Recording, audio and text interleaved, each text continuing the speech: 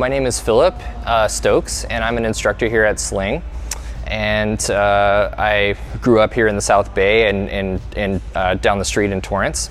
I got my private pilot certificate out of Hawthorne. I did my instrument training out of Long Beach, and I was fortunate enough to be hired here as a ground instructor and a flight instructor as well as a sport CFI, and I'm working on my regular CFI.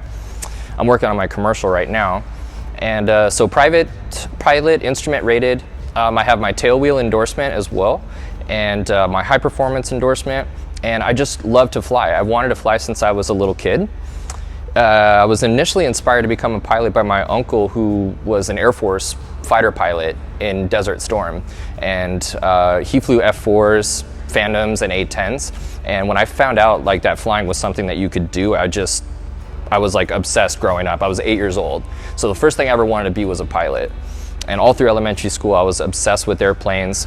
But the thing about it was I never thought that I would be smart enough to become a pilot. I always struggled through school. I was a terrible student all through school. So that was some tension that, stayed with me all the way through college. I had my first lesson when I was 10 years old, and it was just out of Rolling Hills Aviation, right out of here. So it was really cool flight in a 152, and I knew that day that I wanted to fly at some point in my life, I wanted to become a pilot, and it was for my birthday, for my 10th birthday, and so that day changed my life. But then as I got older, I had a hard time like finding a place in school. I was in high school especially, I was a special needs student. They thought I had like a learning disability. And so I was in like special needs classes, and I had terrible grades like my whole life. I talked too much as well. And so there was always, and my parents were always very supportive of me wanting to do this, but I never thought I could. Especially, teachers that kind of like, well, it was pretty rough, and so that was my high school experience. But then when I was 17, when I was 17 years old, I was a senior in high school. I was in a motorcycle accident that resulted in me losing my arm. That's what happened to the arm. So I was born with two arms, but I loved to ride motorcycles. Because I didn't feel very smart, I relied on physical activities to find purpose and to cope with stresses of life. So it meant a lot to me to be able to ride my motorcycle. So riding my bike home from San Diego, I was hit by a driver that ran through a red light into me. So I had a green light, I was going forward, and through the light, and the guy, the F-150, it was this ton truck, ran a red light into me, which was really scary because I had spent 10 years before that riding. So I saw the whole thing. You're very aware of your surroundings. And so I saw the guy the whole time. I just couldn't do anything about it. So I got hit, and I came off, and I landed on my neck, and I had a spinal cord injury. That's what happened. I paralyzed the arm. So I didn't realize how lucky I was to walk away from that until months later, because the doctors didn't really understand. It's a rare type of spinal cord injury where the nerve roots got pulled out of the spine. So a lot of the time, if you land on your neck, you're quadriplegic or you die, for sure the neck down. But I walked out of the middle of the street, but my arm was paralyzed, so it was burning and totally dead and numb. But so I was cradling this arm. I didn't realize I came millimeters away from either dying or totally neck down paralysis. Arm was totally gone though. And so that marked I was 17, you know what I mean? So, between the bad grades that I had and between the spinal cord injury, I didn't realize how lucky I was to walk at my graduation, you know what I mean? So that marked the beginning of a new chapter in my life that was later to become as far as I'm concerned, the best thing that ever happened to me.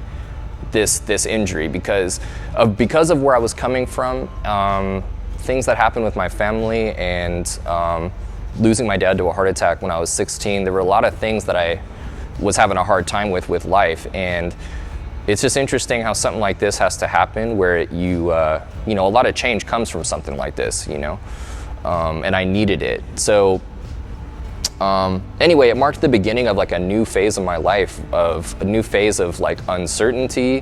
There was a lot of uncertainty surrounding the injury and the outcome, if I would ever get my arm back. If so, how long?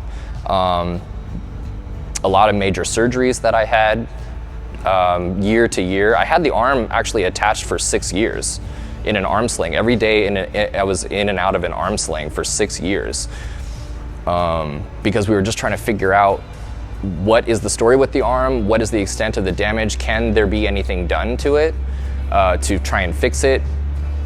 I was going out of state for major experimental surgeries to try and bring life back to it. They were like rewiring my nerves and really interesting like clinical trial, like experimental surgeries.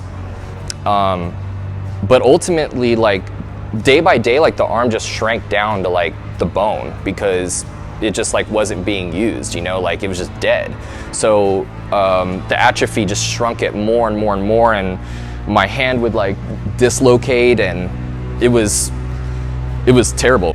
I just got to that point, like 6 years later, I got to the point where like hope that I was holding on to like why I was having those surgeries, like hope became delusion for sure, because you know, I saw the condition of this arm as time went on, and it did not look good. It kept like, it was really, really bad. I wasn't eating, I wasn't sleeping.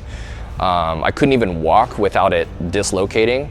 So it was really, really bad. So it got to the point where I had to choose to have it amputated. That was like my choice that I had to wrestle with for some time. But what was interesting about that choice to have it amputated was like up until that point that I wanted to have it amputated, I never would have, because I didn't want to look like, you know, ugly. I didn't want to look like asymmetrical. I didn't want to look like, people already ask me all the time for those 6 years, like, what happened to your arm? How'd you do this? How'd you break it? You know, and I'm like, it's not broken, it's paralyzed, or sometimes I wouldn't even get into it. And so I didn't want to look a certain way. I very much identify with people that have like this body image issue, you know, and having to make tough choices. But at the end of the day, I had to choose like quality of life and I just asked for it to be amputated because I started thinking about like what I could do without it if the arm was not weighing me down. So I could swim again, I could run, I could get fit. And by this point, I had already overcome many challenges like within myself. Like the arm was really a blessing because it made me I had to think a lot more about what I was doing. I had to become more patient of a person than I ever was. So it really helped transform me. It, you know, helped me become a way better student. And it's really what I needed. So at that point, I was ready to let it go and to let go of it and to like move forward with my life. So I asked to have it amputated. After the arm was removed, I had a prosthetic arm that I was using to like do other things. And so I was sitting like with the arm on, and I was like, I forget what it was near. It might have been on the steering wheel of the car. I forget what it was, but I started imagining like it on the controls of an airplane. I always wanted to fly, like I said, when I was 8 years old, you know? So having always wanted to fly and worked through sort of like being a bad student, coming around and becoming a better and better student, being a more patient person, I thought maybe I can like do this. Maybe there's a way to use this prosthetic arm and you know, go through flight training. But see, what was really fortunate was like, so being a bad student, like the arm helped me transform me into being a good student. So I ended up going to college. I graduated college when I was definitely not college bound. So the job that I got after graduating college helped me actually, and after going through those transformations, the job I got after college helped me afford this flight training. So it's interesting how like things can lead to another thing, you know? Basically all the way through, there have been some sort of bad apples like here and there, but like 99% of this experience has been completely good. People are supportive all the way from the FAA to instructors, to examiners, to businesses that rent airplanes, just being like, they're kind of like weirded out that for sure this is the first time they've seen a dude with one arm trying to, especially like my high performance instructor is like, okay, like I'm gonna be like watching you like a hawk, so don't be, you know, like insulted. I'm like, no, totally, you know. thank you for letting me rent this airplane. You know, it's like, it's a win-win.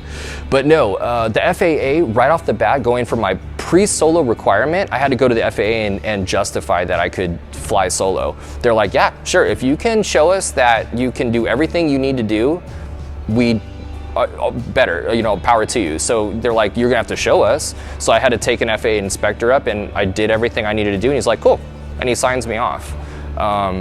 Very, very welcoming.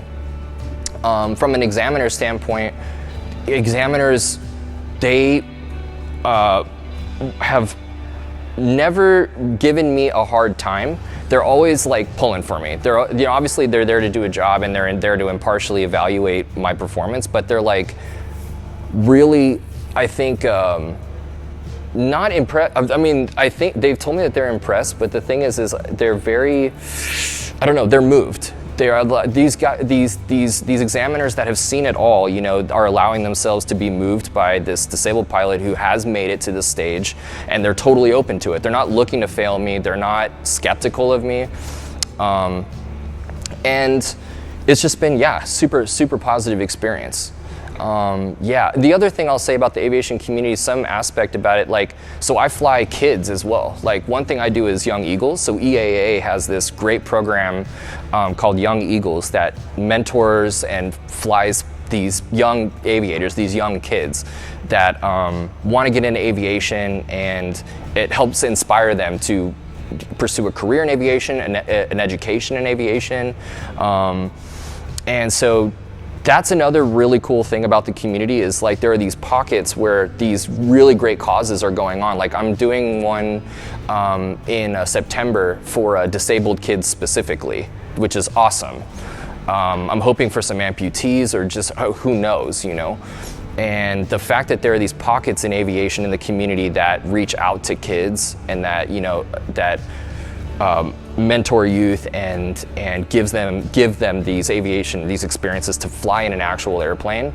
The fact that they would be cool with me doing that, as long as I pass this background check and stuff, they've opened their doors to me completely, because it's like, to me it's a great opportunity for these kids to see exactly how possible it is to fly an airplane, and they can hopefully see one-armed guy do it, and they're like, wow, you know, like, and not feel like I'm barely hanging on, you know what I mean?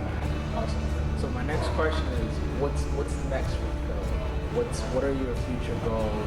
You can get personal if you want to, but you're here now. I think you are incredibly courageous, and I'm so impressed. Thanks. How far you've come. So what's your future goal, either in aviation or just in general? What are you looking at in mind? That's a great question. It's interesting because those long-term and even short-term goals have been evolving over time. Like, here I was going through my private, and I was certain that I couldn't get my instrument, and I not only got my instrument, but I did it without my prosthetic arm at all, and passed first time, you know, and getting, you know, passing this CFI, the sport CFI, and actually instructing people. Like, it seems like my goals are developing even as I'm seeing myself do more and more, and I can envision myself doing more and more. But, you know, I'm right around the corner I have a commercial check ride next month, and I'd love to get my regular CFI so I could actually work with private pilots, not just sport pilots. I really want to get my double I, and to work with instrument students would be the real deal. I'm having a prosthetic arm made specially to help me fly these, so get my multi-engine. But the main thing is to keep increasing my ability to work deeper and deeper, like with students, private pilot students, instrument students, and share some of the techniques that I've had to utilize for myself to control the airplane, little tricks of the trade that I've that I must use, that, you know, two-armed pilots can totally use to reduce workload and ultimately to manage stress. I'd love to continue just working with students, and ultimately, you know, I'd love to fly charter. I'd love to have some like turboprop time, flying passengers or freight.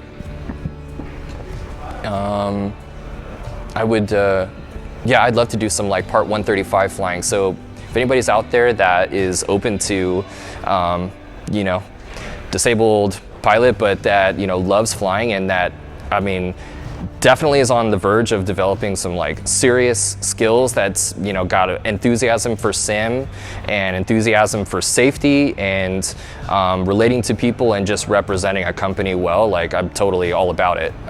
Yeah, I have high performance time, complex time, and yeah, I would love to just keep going. So I just wanted to say a few words to the physically or mentally, the people out there with different challenges. Some are visible, some are not visible.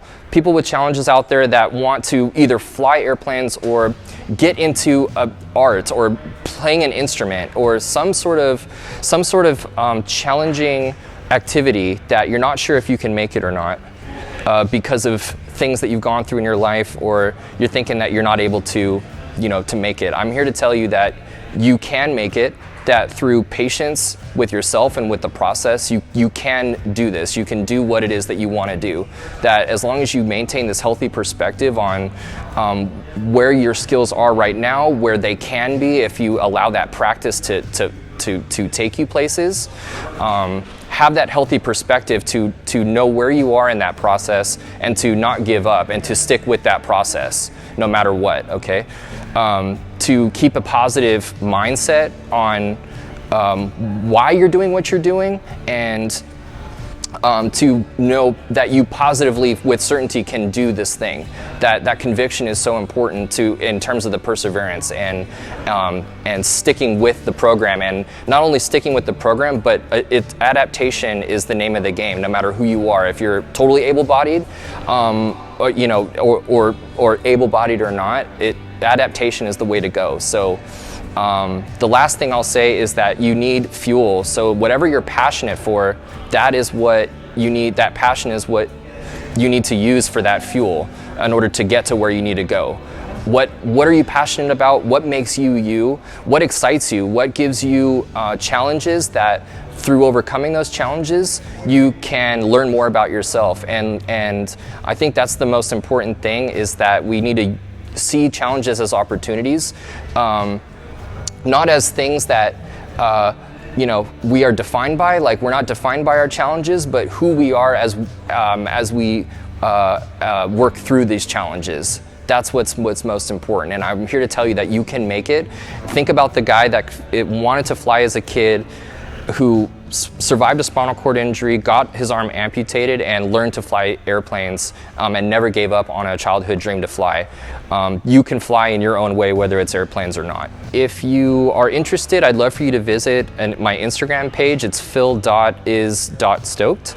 It's a motivational Instagram page where I post short videos about things that aviation teaches me about life, and relates to people. Even if you're not in aviation, there are life lessons that are more general that aviation teaches me. Really cool videos that I shoot on a GoPro. And I also have a website, www.theclippedwing.com. So the idea behind the clipped wing, of course, like with the arm, but that we all have our own clipped wings that could possibly prevent us from flying, and we got to learn how to adapt and how to fly despite our clipped wings. So visit the website and shoot me an email and let me know things that you're going through, and I'd love to connect.